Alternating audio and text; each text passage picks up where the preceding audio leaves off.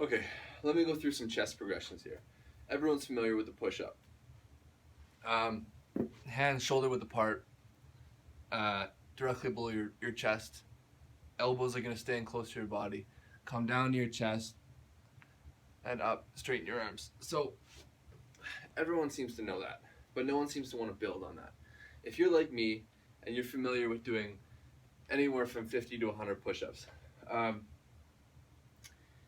push-ups really seem to tend to turn out to be really taxing, and you just get sick of having to do so many push-ups. So you tend to want to change up how your muscle synergists are working together. With a push-up, it's working. You get too familiar with that, and no one seems to understand that changing angles, hand placement, timing, tempo, speed, feet placement, are all going to really expand on which muscle is working, when it's working, and how hard it's working. Um, I'll give you an example here. A chest progression for a push-up is simply a slower push-up, a 3-second negative and a 1-second up.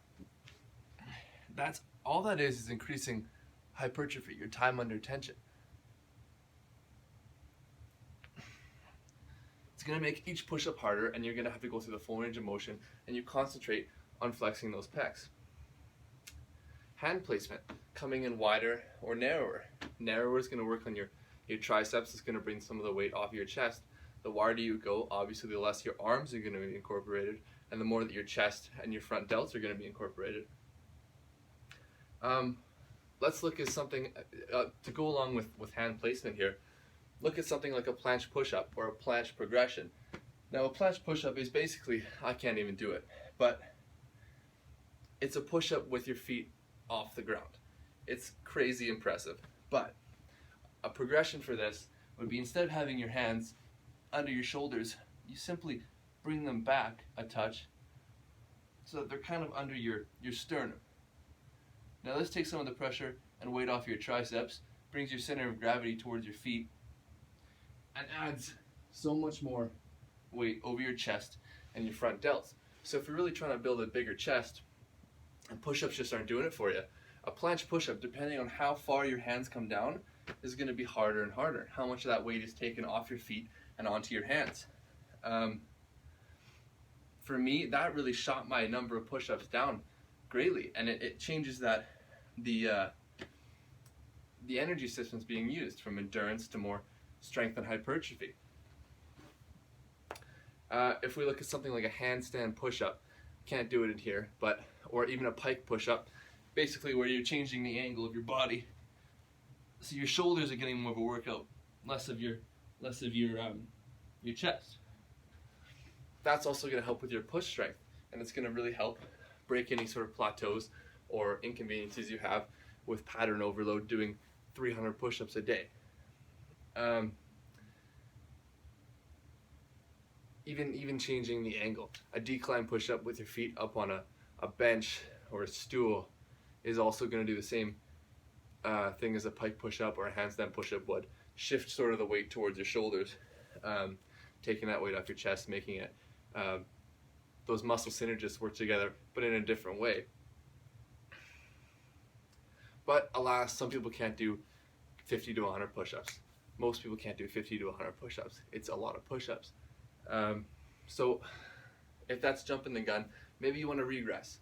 And this isn't just a video to help with people who want to smash their plateaus because they're doing millions of push-ups, but sometimes people want to regress and learn different ways to get their body weight exercises in without buying weights, but can't necessarily progress a push-up. So for instance, an incline push-up, that's basically, if I bring this over here, that's basically having your hands up on a bench, which again changes the angle, taking less weight off your hands, adding it towards your feet, changing your center of gravity, making it a little bit easier to complete that push-up. Dips are a great way to help build strength and improve flexibility in your chest and shoulders. Bench dips from behind are a great way to do it. Obviously a harder progression would be dips with dip bars that's taking your full body weight. Both of those are great progressions and changes from a regular push-up, and of course they help stretch out the fascia in your chest. But my favorite one, if you really do like the push-up and you like that motion, of course it's a basic human motion, being able to push something away from you, is the partner push-up. A partner push-up is basically like a push-up with weight on your back. You're going to have someone laying on you or pushing on you just the right amount so that you are coming to concentric and eccentric failure. You don't want to be able to easily push your partner up and down. They're going to be on your back, forcing you down.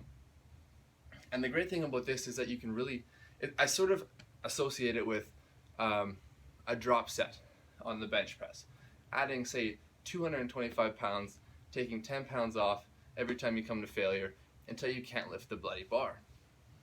I associate that with this partner push-up.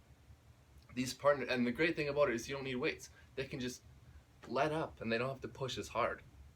That's what makes it so fantastic. So these are my progressions and my regressions. Hope you like it.